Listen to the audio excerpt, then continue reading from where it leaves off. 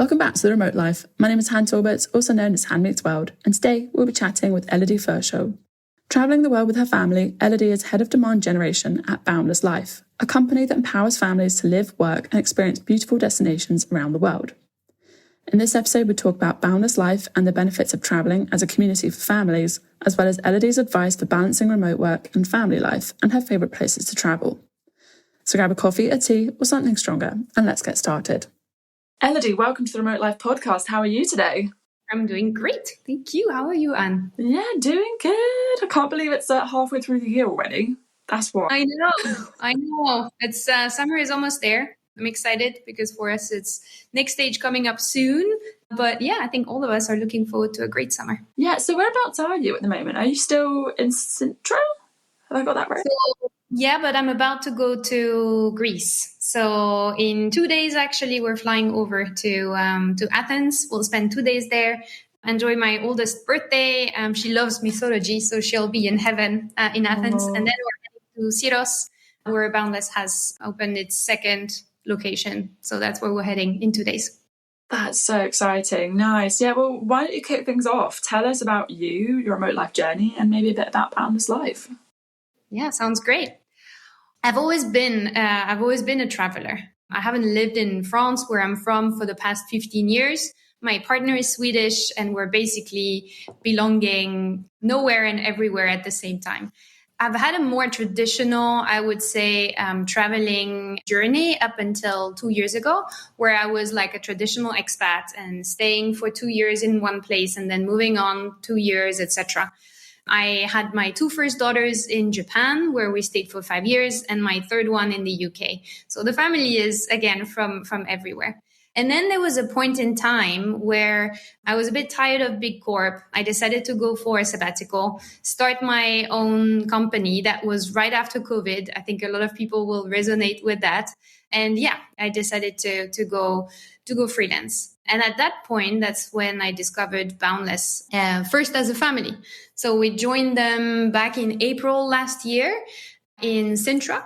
And it was a wonderful experience for the family and for us as a couple and for me as an individual, finally thinking a little bit more about myself. Basically, where Boundless was ticking a lot of boxes is we had been a bit tired of moving every 2-3 years and realizing that we were losing our friends. So you made really tight friends, close friends, and then for 2 years, then you moved on, and suddenly it was very difficult to stay in touch. And we had always this idea of a lifestyle where you would move around every 3 months or so, make the most out of each single season, and then come back to the places you really loved and come back to the places and to the people you really loved as well. So having more continuity while traveling a little bit more often. Now, it was never possible. Why? Because we had kids. And I was like, how am I going to manage this with 3 kids and the education? I don't see a solution for that. And that's where when we found Boundless, which has the education system consistent across all the locations, and parents being able to basically travel and the kids to learn around the world through the Boundless locations, we're like, okay, let's try it. And that's what we did in April in Sintra. We did summer in Syros, and I loved it so much that I then joined the team in July. And it will be my birthday, my anniversary with Boundless in a few days, actually. So that's quite exciting. Yeah, congratulations. Thank you. That's really awesome. Yeah. And I think one thing that's really fascinated me about Boundless Life is that, you follow a specific curriculum with the kids, right? And it's based off of a Finnish education curriculum. Is that correct? That's correct. I guess, if you don't mind me asking, how do you then make sure that that's consistent with all kids and that they are then, I guess some people probably maybe wonder if your kid's traveling and is studying from a system that is a bit more kind of widespread internationally, how do they then keep up with maybe the necessities that they're then going to need later on in life? Does that make sense? Like, how, I suppose people are probably wondering, oh my gosh, what will they do later on in life if they're not got one country's education system? How does that work, and how do you keep that balance for the kids? That's a great question. So the Boundless experience is anchored, or its core focus is definitely the education. And as you were describing, it's an education that is inspired by the Finnish system, but then we added the Boundless sauce to it. So what we try to do with the Boundless system is basically having continuity across the travel. So you have the same curriculum, you have the same classroom look and feel. So when a child arrives in Sintra and then goes to Syros, the inside of the class looks exactly the same. So it feels very safe. And then you have your friends that travel along with you. Not all of them, obviously, but if in a micro school of like 50 kids, you already know like 5 or 6 when you arrive, it already feels very familiar. And basically we want to reduce any friction along the way for the kids so that you get the right balance between adventure, but also safety.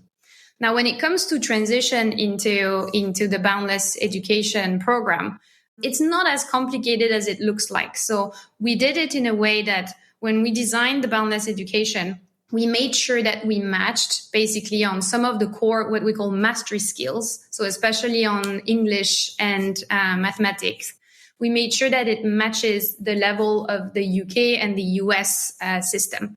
So a family can be sure that basically when the kid comes, if they decide to then go back into a traditional system, then the knowledge is transferable and the kids will be at level on those core mastery skills.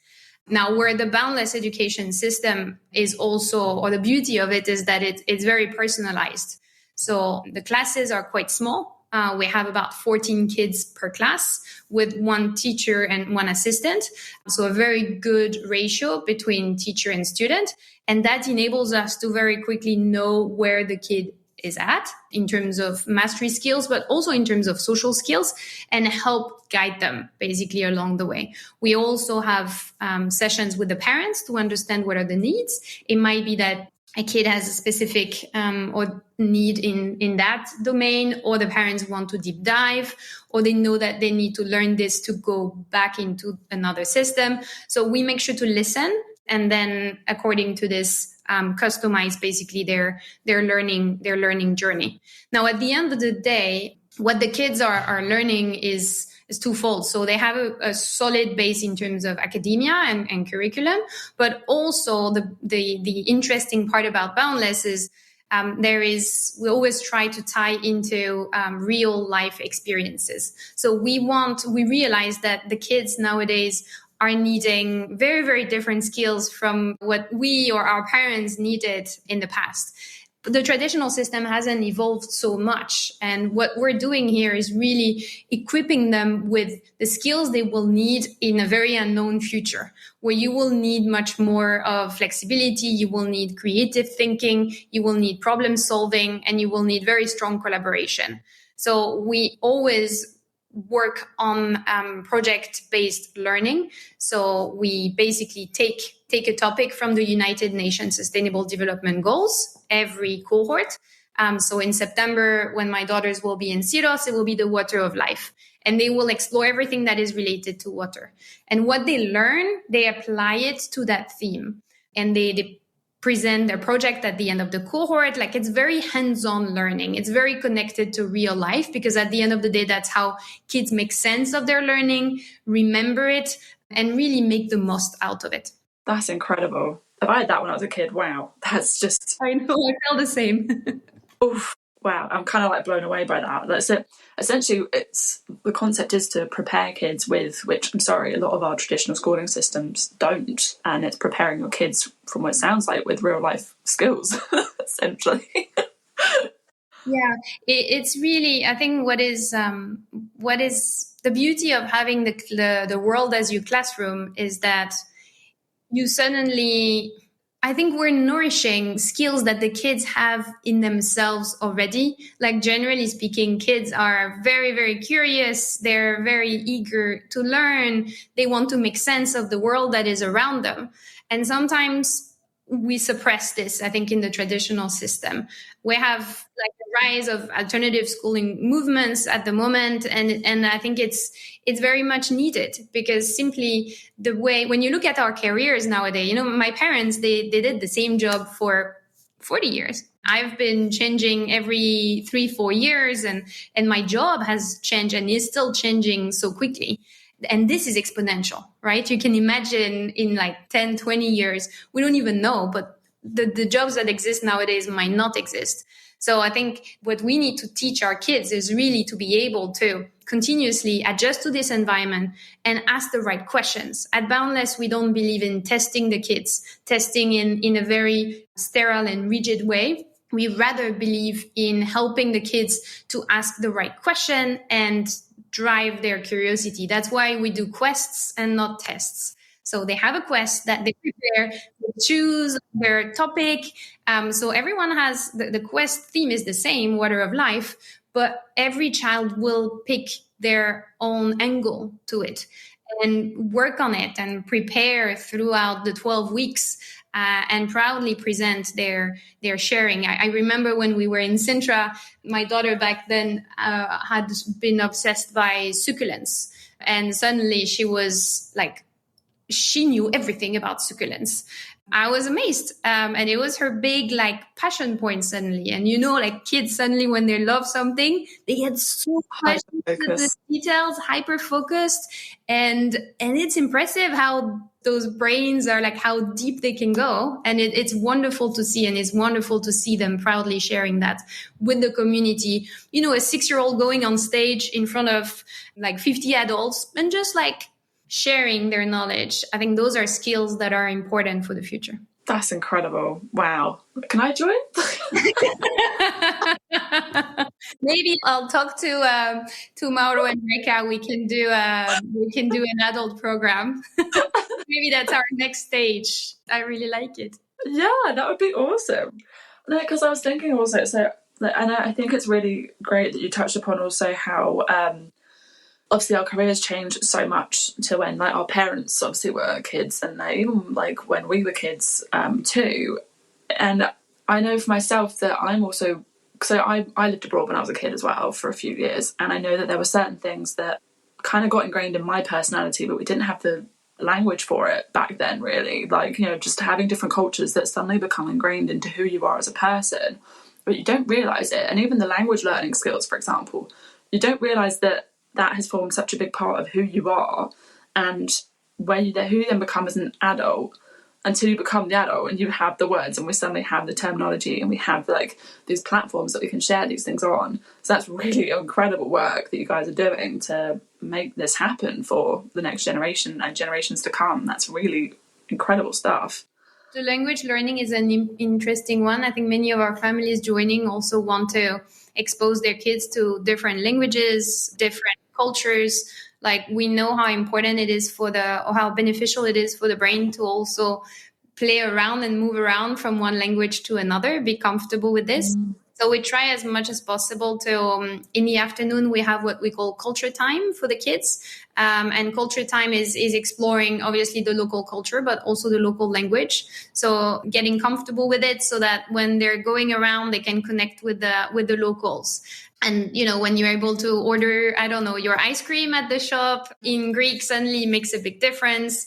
Many of our families were leaving last Saturday, and there was a lot of emotions in saying goodbye to the other families. We have about 15 to 20 families per cohort, but also there was a lot of emotion saying goodbye to the locals, for the big kids, for the adults, and for the kids. And we hear often, like, I need to say goodbye to my Portuguese grandma. And that was the lady, that was Maria, who is offering gelato or selling gelato in Sintra. Or like saying goodbye to the florist guy who is in front of their apartment. So there is suddenly, it goes like, that's where you see the power of language and culture also, and being able to connect and creating like deep connection, because that's what slow traveling enables you to do. Like when you slow travel, suddenly you have that capacity to really live like a local and live with the locals, which makes a major difference for the families, but also for the kids, because they need like that slow pace to really enjoy the experience at the most. Yeah, and kids are sponges as well. Like as you've already mentioned with like the succulents, but kids are sponges with that kind of stuff as well. And I think it's just, it's a very enriching experience, I can imagine, for them as well. That's awesome. You touched upon a few things already, but is there anything that you think is not maybe talked about as much when it comes to traveling as a digital nomad family, or like in the instance of the kids' development or like education? Is there anything that people need to talk about more or know more about when it comes to that? I think, first of all, remote living or slow traveling with the family is really fun. I think we often talk about like the logistics, and obviously it's more complicated when you have but when you're 5 people versus when you're just a couple or a single person. Like my luggage is a little bit bigger, but we've been living now for a year and a half like this and moving around every 3 months. We move around with 5 luggages. So 2 big ones and 3 carry on. So it is like, it's not that complicated. I think you learn to travel with what's really important for you. You also learn that you don't need like all those stuff from your country. Like when you travel, wherever you travel, you will find what you need for the family. So you travel much lighter. You focus a lot more on experiences versus things. So my daughters have much fewer toys than usual, but my God, those cardboard boxes have like been the best toys ever. And we can put cardboard boxes wherever, and they transform into all kinds of things. In Sintra, they were castles, and in Greece, they were boats. Like kids are hyper creative. So you don't need that many things, basically. And really remote living with the family is fun because you learn to look at things through their eyes as well. So you might also go back to places you've seen without the kids, and suddenly they're just completely different with them. I think the biggest one, or like the biggest advices I have, is to plan as much as possible with the kids. So it's not something that, you're just like, okay, this is where we go and where we're gonna do that. No, like exploring before you arrive the local culture, starting to read books, and then starting to see, okay, what do you want to do over there? Like now we're heading to Greece. So I've had discussion with the girls, like, what do you want to do as activities? Oh, we want to learn sailing. Okay, so, well, that sailing will be part of like the summer program. And that's an activity that they will do and they will learn. But trying to bring them in along the journey makes a massive difference, because it's tiring. Traveling is tiring. But when you can, imagine, project yourself, and suddenly it makes the experience so much more enriching. I think the other one is trying to make friends as quickly as possible. It's and that's why when you slow travel, I find it much easier. But it's really important for the kids to keep on socializing. I think that's one of the elements that can be a little bit tricky when you're moving. Quite often, that's where, with Boundless is just made so much easier, because suddenly it's like 20 families coming together, going to the same education center, sharing the same workspace, doing experiences together. So suddenly it's like, sometimes I compare it to an exchange program for families. Like when you were at university and you were going on an exchange program and everyone is like 200%, yes, I want to meet new people. That's exactly what it is, except that there are like a lot of kids around you. So that is that aspect of rebuilding the community, rebuilding the nest, I think is quite fundamental when you're traveling around with the kids, because it just makes them feel safer. And it's also much lighter for the parents. Like when you have a group of like 10 kids together, you almost forget that they're around. I mean, there is a little bit of noise, but like they're self-sufficient. They figure out their own games, etc. So community, I think is fundamental when you're traveling with the family. It sounds like community is not underrated, but it needs more highlighting for sure. It sounds like it kind of goes back to the saying, it sounds like, or like it takes a village. I love that one. I absolutely love that one. We don't have the same expression in French. So I remember reading it in books, and it was just like very theoretical for me. It was like, it takes a village. And the first time when I joined Boundless, I joined for the education, as I mentioned. And then I quickly realized the power of that community on all kinds of aspects. But I remember that one time specifically where my oldest daughter had like stuck her finger into a door. It was really like not a pleasant time. And we were in in Sintra, we have some of our buildings where there are several apartments. They're all separate, like you have your own bathroom, kitchen, etc., but they're within the same building. And suddenly, like in the span of 5 seconds, there was one of the moms who brought like her emergency kit. Another mom who was like talking to Lilu, to my daughter, and like calming her.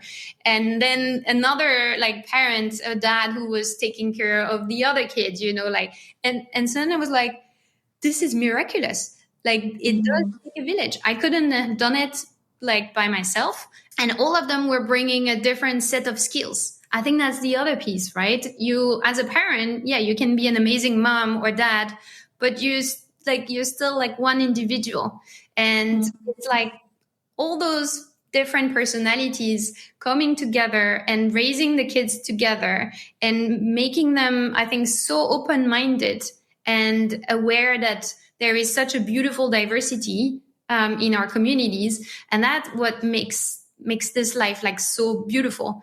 So this, like, it takes a village, 200%. I'm like, maybe I will tattoo it on my arm. That will be my next project. Maybe not a tattoo, but perhaps like the headline somewhere, like a tagline. Exactly. Oh, do you know what would be awesome? A neon light. You know, the neon light, or like offices with, that would be hilarious. Really? Let me take a note. Love it. I guess also, just to add on to that, do you have to deal too much with like the effects of culture shock or preparing your kids for culture shock?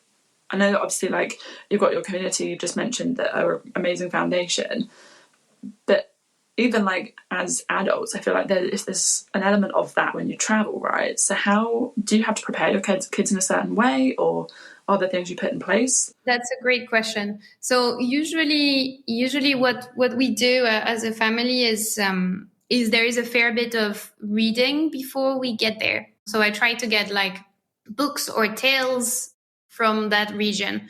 So they start like having a feeling for a different culture or experience is coming up, and we start talking about it. Generally speaking, the girls have been traveling quite a lot. So I think it's a skill also that you train, right, over time. So there's been quite a few experiences, quite a few faux pas as well, and learning moments on how you connect with different cultures and things that you need to be mindful of. So I would say this is a continuous process, a continuous learning process with the kids.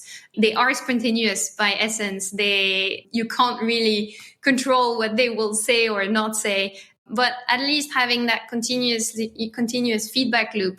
And we talk about, something that happened and something that maybe we could have done differently, or how a person reacted. And we basically have a lot of conversations around this as a family. So there is some preparation, but I think it's a lot in the moment also, talking about it, communicating about it, and making them feel comfortable.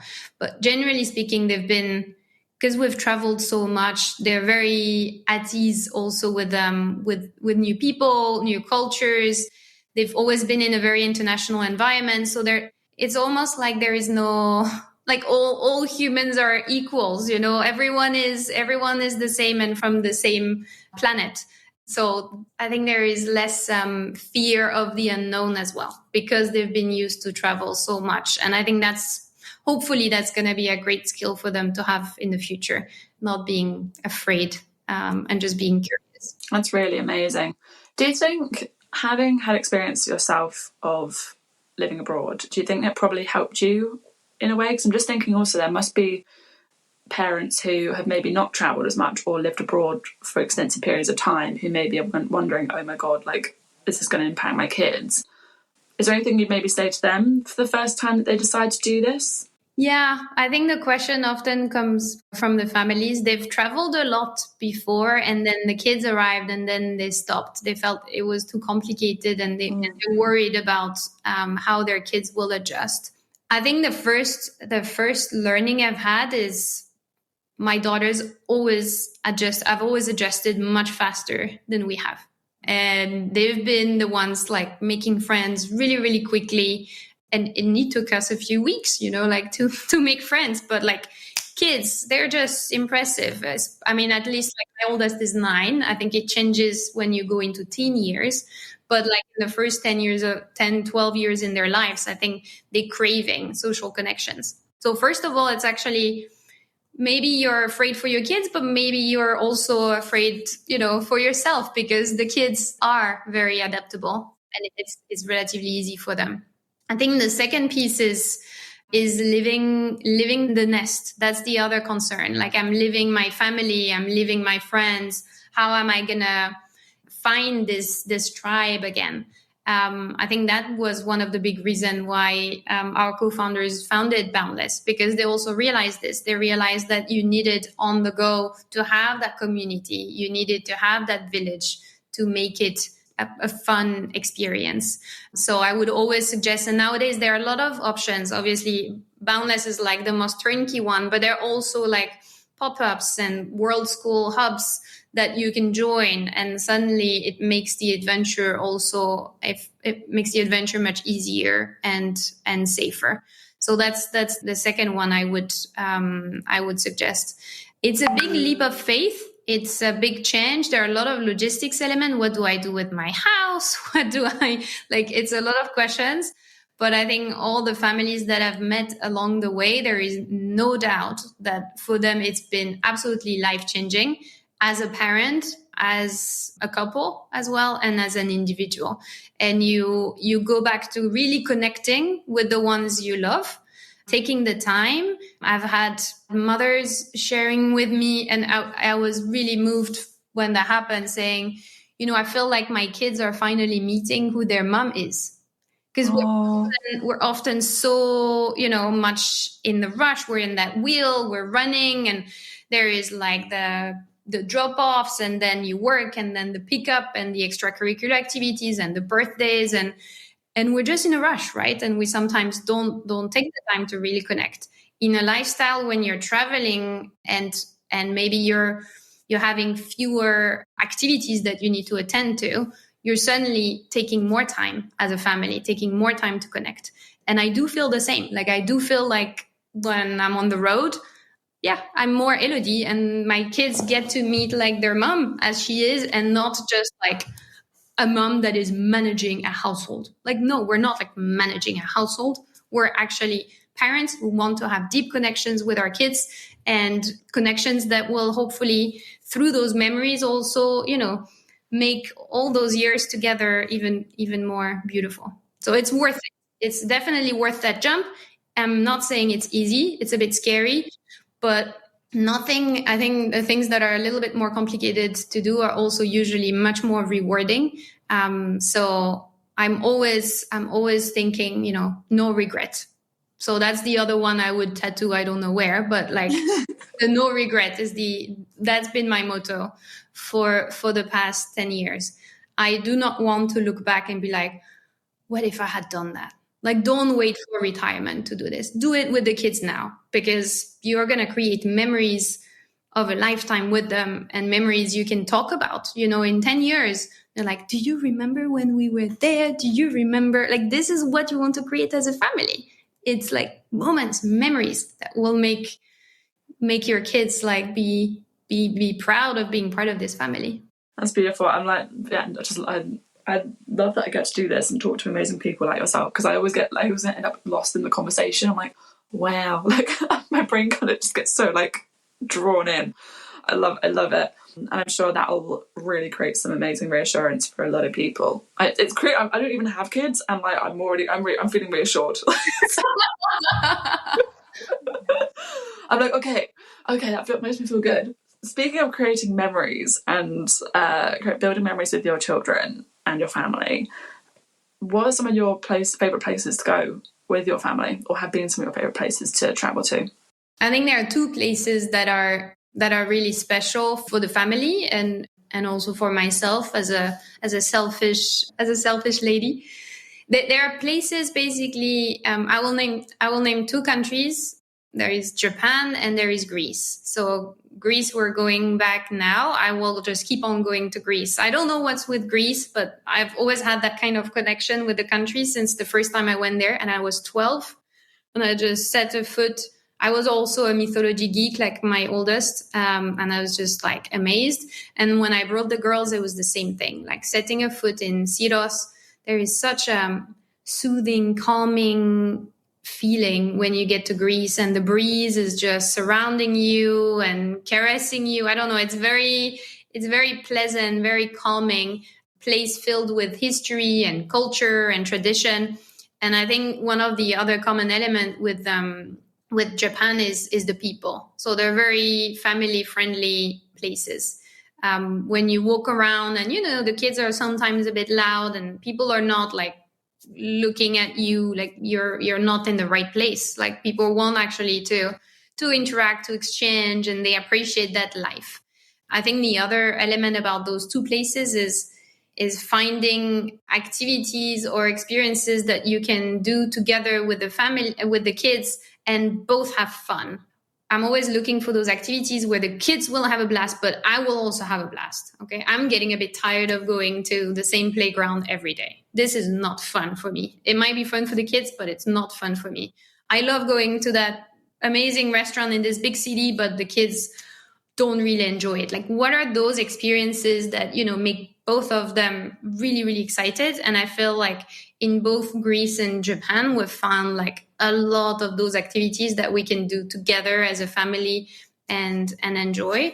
So those are like, for me, my happy places, I would say.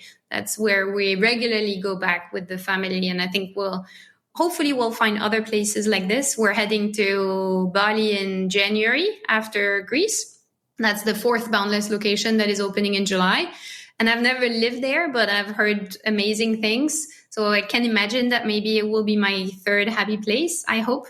So we'll see. It seems to tick a lot of the boxes in terms of like warm people, history, culture, activities for all. So I'm really excited to discover that.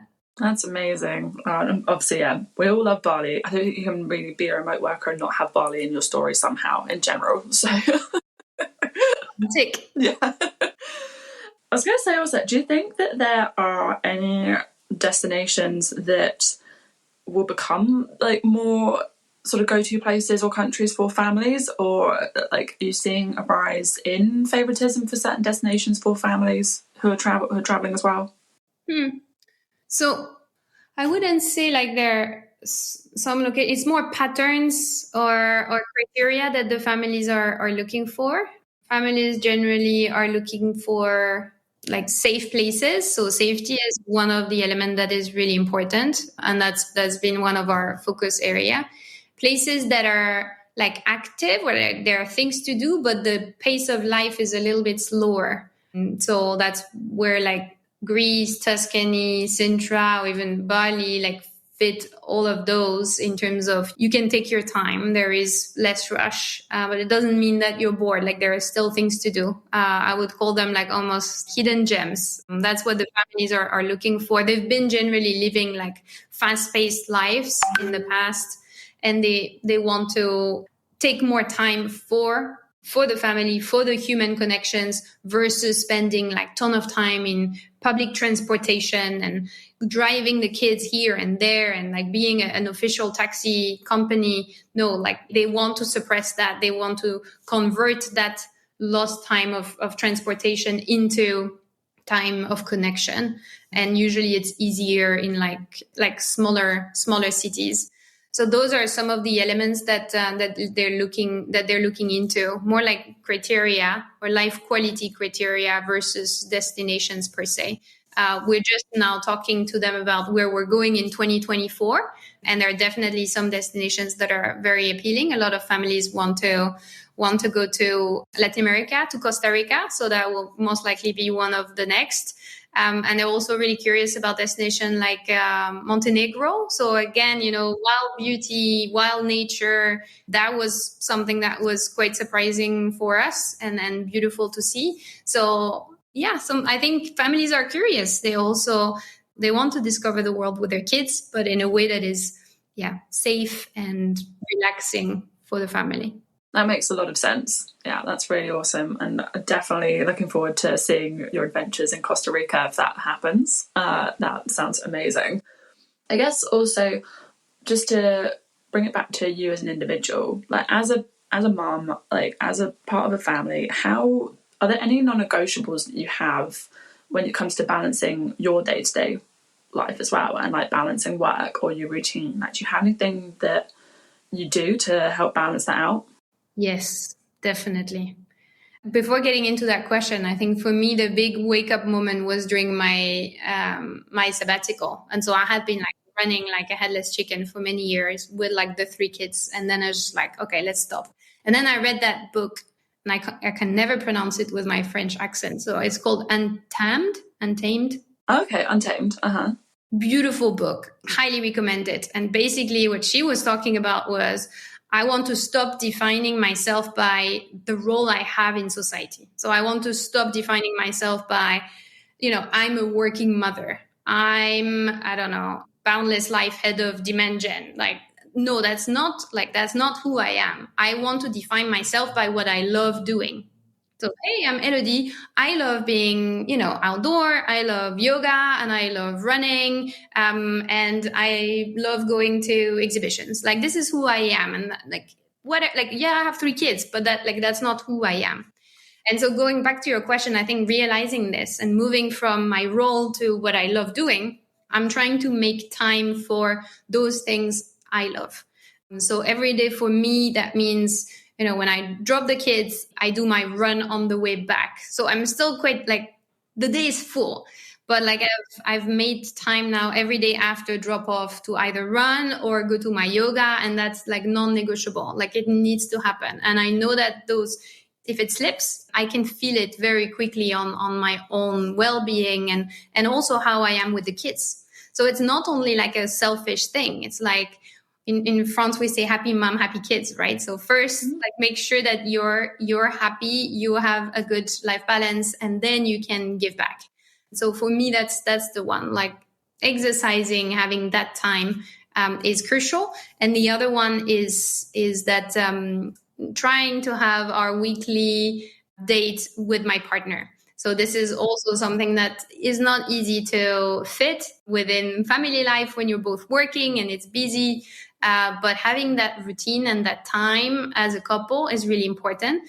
And that's something that a lot of families have played back to us when joining Boundless, which was suddenly it had been years since we had a lunch together, a quiet lunch together, just the 2 of us. No, the kids were at the education center. We were actually working in the same workspace and we could have lunch. And it sounds so basic, but for a couple who has 1, 2, 3 kids, it's massive. It's huge. Mm-hmm. So it's finding yourself and maintaining that positive relationship. And yeah, we're not only parents, you're a couple. And how do you nourish that? Maybe not day after day, but week after week. The daily date might be difficult, but the weekly one is a good routine for us. So those are my 2 feel good moment investing into my well-being. I love that when you said quiet lunch, you actually whispered quiet lunch. That was amazing. Yes, quiet lunch. Now, because I also asked, because of course, I asked for parents who are possibly thinking about it and a bit nervous, but also I say it on behalf of someone like myself who doesn't have kids, in brackets, yet, but it's such a funny conversation that I think is still quite fresh for people. For me, I've been asked in the last year alone, what are you going to do when you settle down? And I'm thinking, but I've always loved travel, how do you know that I want kids and things like that?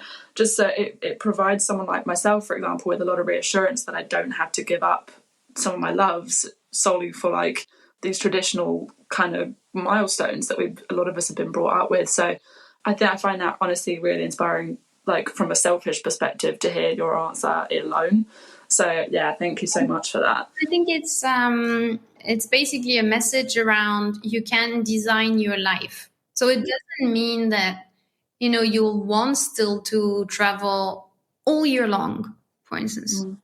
Maybe you'll feel we'll have some of our families, they have a home base and they stay there for 6 months of the year. And then they do 3 months away, 3 months away. And that's their own balance. Some families love to travel all year long. Some families just want to have 3 months when it's really cold back home. And then they go like the January to March, they go away. But it's basically, I think it's empowering people to design their lives. It's empowering people to decide how they want to do and not being blocked by a school that tells you, no, you have to be here for 12 months. Otherwise you're out. And I think we've passed that now. Like we've gained so much more flexibility around different areas of our lives. Work has been changing quite massively now. With remote work, we can really design from like how, where, when we work. And basically what the positive message is, it's possible now to design also the way you live. And you can decide, okay, for me, this is the best setup as a family. And it might change. Like maybe now we want to travel all the time. Maybe next year we'll feel like having a more chilled year. We will only travel for 3 months, but we have that flexibility. And I think having that power to design your life is incredible. And it's such a progress for human beings, for families. Like I hope more and more families get to enjoy it. It's really empowering to decide to design your lives. I love that. Yeah, designing your life. That's what we all love this remote life for, right? Like flexibility and design your life. Exactly. Yeah. Okay, I'm going to end on one final slightly lighter question because we've covered so much and it's been absolutely amazing. I'm just going to bring it back to one fun, two technically, but one fun question. We talked about non-negotiables in your routine. What are the, say, top 3 non-negotiables must have in your luggage or day-to-day bag? So, the 3. Well, there is one that is non-negotiable, which is for the kids to sleep well everywhere. So there is one thing that I bring everywhere. It's one of those IKEA bed tent. So they're like super compact. So they take like no space in my luggage. And basically wherever I arrive, I plug in like the 3 IKEA tents in those single beds. And suddenly the girls have their bedroom, their usual, they just feel like home wherever they go. Because, Noah knows that she has the pink one and Emily has the green one and and Lilou has the orange one. And that just feels like home. So that one is like the most important thing. Like if I only had one, that would be my IKEA bed tent, because they've made like traveling around the world like super, super easy. That's really, really the main one, to be honest, in my travel luggage. Because then like my computer just to get the work done and keep on connecting with families all around the world. And yeah, I do have there are a few decoration pieces that I take everywhere. So there is one that is really silly actually, but that we've brought everywhere. It's our tiles from Portugal. This is really silly because they're so heavy. So we have 4 tiles, azulejos, that we made when we were in Portugal in our first day with Boundless. So they're now in my bedroom. I will not drag you over there. But same thing, it's like this homey feeling. Like the girls know we've made them together. And they're really precious for them. I think it is one of the heaviest things we have in our luggage. And it's not like super functional, but there are a few things like that just feel like home. That's awesome. I love that. And that's a great segue into my final question. Fill in the blank. Home is where the tiles are. Yeah, exactly. Where the tiles and the bed tents and the IKEA bed tents are. Really, that's how we feel. Like home can everywhere as long as the family is there together. That's where home is, and it feels like home really, really quickly. I think it's always surprising. Basically it takes like 2-3 nights, especially when we're on Boundless location, because then we have like all the friends around us. And as soon as basically I don't have my youngest one coming into my bed at night, it usually takes 2-3 nights for her to feel like comfortable in her new bed. Then this is home. As long as I have the family, home is everywhere, like I was saying at the very beginning. Beautiful. I love that. Elodie, thank you so much for having a chat with me today. It has been honestly so inspiring. Thank you so much. It was a pleasure. Thanks for having me. Thank you so much for listening to this episode of The Remote Life, and thank you, Elodie, for taking the time to speak with us. You can find links to her profiles as well as the Boundless Life website below. Thank you so much again for listening, and we can't wait to remote work with you again soon.